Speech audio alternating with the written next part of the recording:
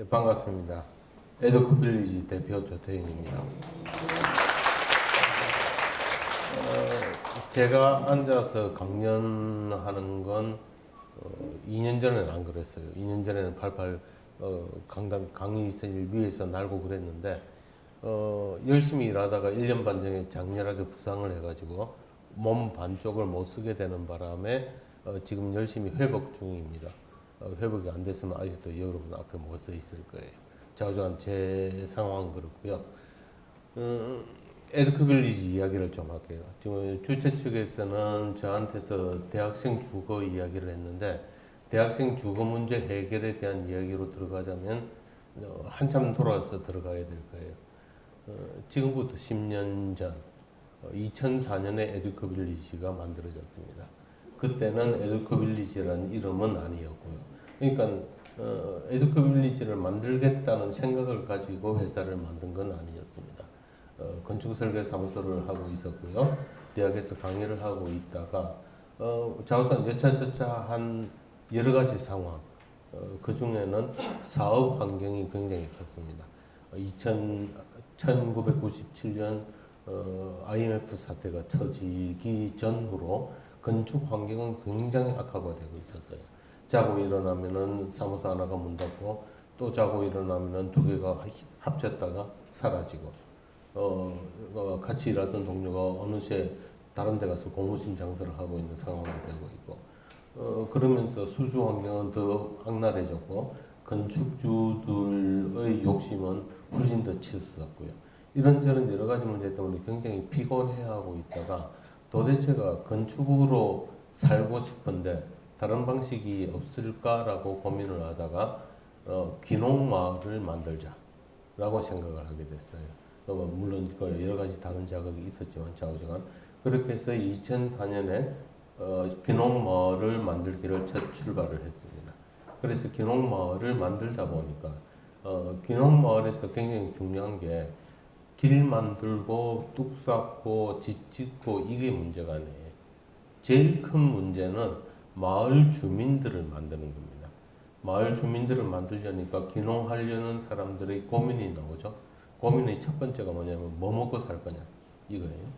두 번째가 내 새끼 교육을 어떻게 시킬 거냐. 그리고 세 번째가 내려가면 힘들 텐데 누구랑 살 거냐. 이 세 가지를 해결을 해야만 귀농 문제가 해결이 되는 거였어요. 말하자면 귀농마을 만들기를 성공하기 위해서는 이 세 가지의 전제 조건을 해결하지 않고서는 귀농마을을 결코 만들 수가 없었죠. 그래서 무엇을 먹고 살 거냐를 가지고 함께 고민해서 만드는 여러 가지 프로젝트가 있었고요. 그 프로젝트 중에 가장 큰 것이 도시 생활을 하면서 갖고 있던 인적 인프라, 물적 인프라 혹은 실력 이걸 귀농을 해서 농사 짓지 말고 이걸 활용해서 살아라. 농사 짓는 건 실패다. 지금도 제가 감히 말합니다만 농사 지어서 살려고 귀농을 하시는 분이 있다면 저는 뜯어 말립니다. 농사 지어서 못 살아요. 그래서 결국 다른 상황의 삶을 만들기 위해서 필요한 게 기존 인프라와 도시만이 갖고 있던 문화적 힘이었어요. 그래서 문화적 힘을 어떻게 살릴 거냐를 고민을 하다가 결국 서울센터 사이를 만들었죠. 그래서 문화의 중심지에 문화의 빨대를 꽂자 해서 사이를 만들어서 운영을 했습니다. 사업기구 하나가 나왔습니다. 그 다음 두 번째, 애들 교육을 어떻게 할 거냐. 귀농을 하면은 수입이 반 이하로 줄어들어요.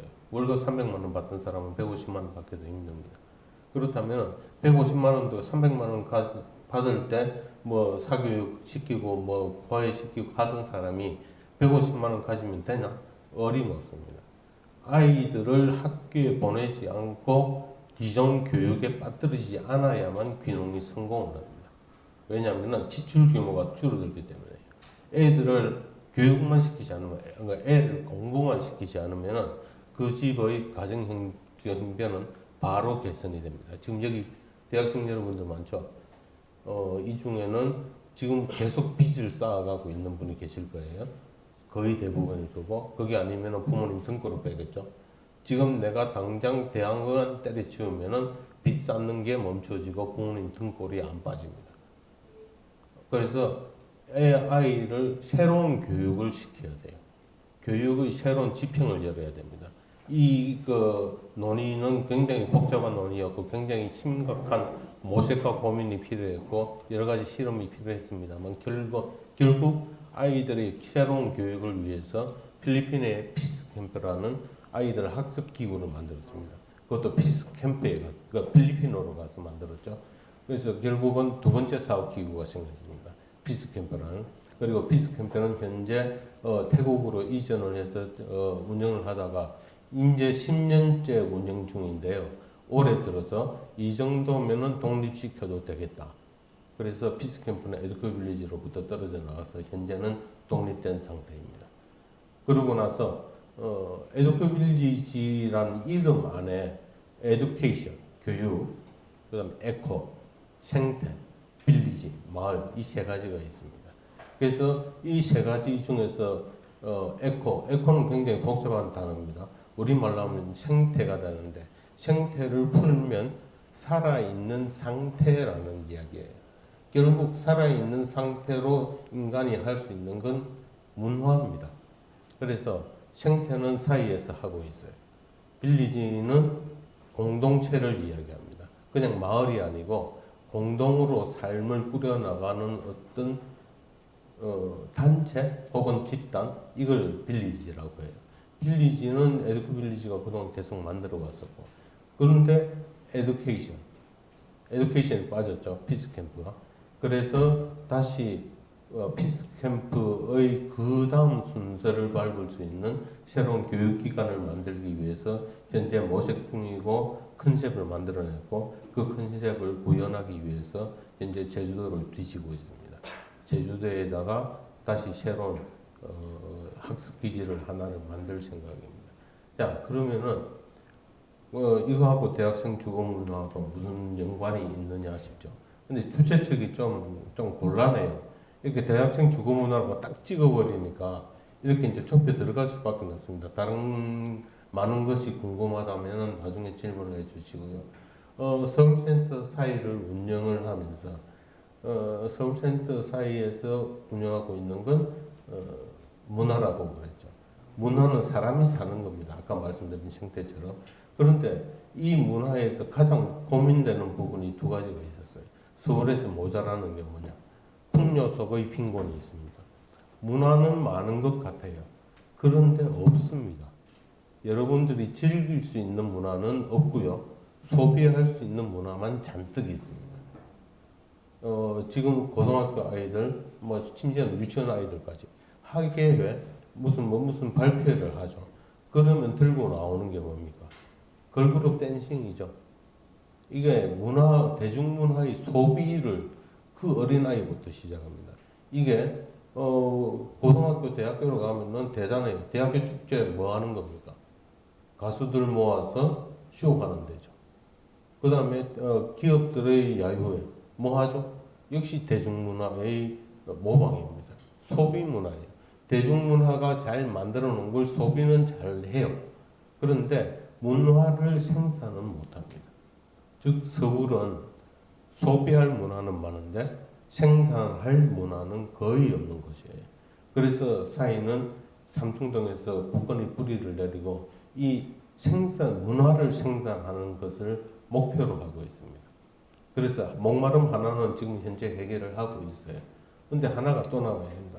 서울에서의 가장 큰 문제점. 집이 없는 거죠. 방은 있어요. 그러니까 내가 몸을 누이고 잠을 잘 수 있는 방은 있는데 내가 내 영혼을 함께 숨쉬고 쉴 수 있는 집은 없습니다. 영어로 치면은 하우스는 많아요. 홈이 없어요. 그러면 홈을 만들어야겠다. 배고픈 것부터 우선 해결하는 게 사이가 해야 될 일이다. 그래서 시작한 게 레지던스 사업이었습니다. 레지던스 사업이 요즘은 쉐어하우스다 해서 무슨 유행처럼 번지는데 사이가 시작했던 레지던스는 그 이전 쉐어하우스라는 말이 나오기도 이전 2007년에 시작을 했습니다. 그때부터 작게 시작을 했죠. 목표는 이겁니다. 최적의 그러니까 사이도 기업입니다. 에듀코 빌리지가 큰 모기업이고요. 피스캠프와 사이는 거기에 딸려 있는 자기업이죠. 자기업이니까 유지가 필요합니다. 그래서 적정한 수익이 필요해요. 그래서 사회가 감당할 수 있는 적정한 수준의 주거비를 책정해서 이 적정한 수준의 주거비로 들어올 수 있는 청년들에게 홈을 제공을 하자. 그래서 지금까지 쭉 진행을 해서 지금 현재 우리는 우리가 운영하고 있는 공간에 모인 사람들을 주민이라고 부르고 있습니다만 14명의 주민이 그저 아주 행복하게 잘 살고 있습니다. 물론 이들이 내는 주거비로 사이도 제대로 잘 운영을 해 나가고 있는 거고요. 제대로 잘 운영을 해 나가고 있는 건 돈을 많이 버는 게 아니고요. 유지가 된다는 겁니다. 에듀커빌리지가 지난 10년간 해온 게 자본을 축적한 게 아니고 유지가 됐다는 거예요. 여러분들이 사회적 기업이라고 이야기하는 걸 많이 들었을 텐데 사실 에듀커빌리지는 국대 떡볶이처럼 사회적 기업이 아닙니다. 그냥 기업이에요. 떡볶이 대표님께서 하신 말씀대로 모든 기업은 사회적입니다. 사회적인 악이냐 사회적인 선이냐 아니면 사회적으로 중간이냐 이거인 거지 사회적이지 않고 기업을 운영할 수가 없습니다. 그래서 사회적 기업이란 말이 지금 나오고 있는 이유는 그만큼 사회적으로 악하다는 이야기가 되죠. 기업 환경이 박하다는 이야기고요. 기업 환경이 박한 상황에서 기업을 운영하기 위해서는 악질이 될 수밖에 없다는 이야기입니다. 그래서 역설적으로 사회적 기업 하는 이야기가 나오고 있을 거예요. 에듀커빌리지는 한 번도 사회적 기업인 적도 없고 사회적 기업이 되려고 한 적도 없고 앞으로도 사회적 기업 안 할 겁니다. 왜냐하면 기업 그 자체가 사회적이기 때문에 어디까지 이야기하다 또 일로 가버렸죠. 사회적 기업 그 레지던스 이야기죠. 어쨌든 이들이 우리한테 주는 월세라고 하죠. 정확하게 하면은 그 월세를 모아서 사회는 훌륭하게 잘 운영하고 있습니다. 안 굶어 죽고 잘 살고 있다는 이야기예요. 레지던스가 사회의 자본을 축적시키려면은 한 20개 정도의 레지던스를 운영하면 될 거예요. 그런데 그럴 여력은 아직 없습니다. 현재 우리가 갖고 있는 레지던스는 고작 2개고요. 레지던스 2개와 작가들에게 임대해주는 작업 공간 2개를 갖고 있습니다. 그리고 또한 여기 서울에서는 그 개념이 뭐냐면은 레지던스의 개념이 세틀먼트, 정주예요. 서울에서는 뿌리박고 살 수 있는 곳이 필요하다는 뜻입니다. 그 뿌리박은 게 평생 뿌리가 아니고 단 1년이라도 단 6개월이라도 제대로 내 집이라는 생각으로 내 뿌리가 있다는 생각을 갖고 살 수 있게 만드는 것. 그래서 서울에서 있는 레지던스의 그 컨셉은 세틀먼트입니다. 정주, 뿌리 내리고 안전하게 잘 살아라 이겁니다. 현재 주민들이 마치 10년 된 주민들처럼 내 집처럼 아주 편안하게 잘 쓰고 있어요. 그런데 이것만 필요한 게 아닙니다. 우리가 살면서 필요한 건 정주와 이동입니다. 어디로든 가서 자유롭게 살다가 다시 되돌아와서 안전하게 살 수 있는 것. 이게 필요하거든요. 정주만 있으면은 예전에 농업시대의 사회가 되죠. 떠나고 싶어 죽잖아요, 젊은이들이. 그걸 해결하기 위해서 그렇다면은 노마디즘이 필요하겠다. 그럼 노마디즘은 어디로 가냐? 여기서 아까 말씀드렸던 새로운 교육과 함께 연결이 됩니다. 그래서 떠오른 곳이 다시 제주도였고요. 그래서 제주도에서는 제주 사이의 설립과 새로운 피스캠프의 설립이 동시에 추진이 되고 있습니다. 제주 사이에서는 노마디즘, 안전하게 떠나는 곳이 될 거예요. 그러면 거기서는 무엇이 되느냐?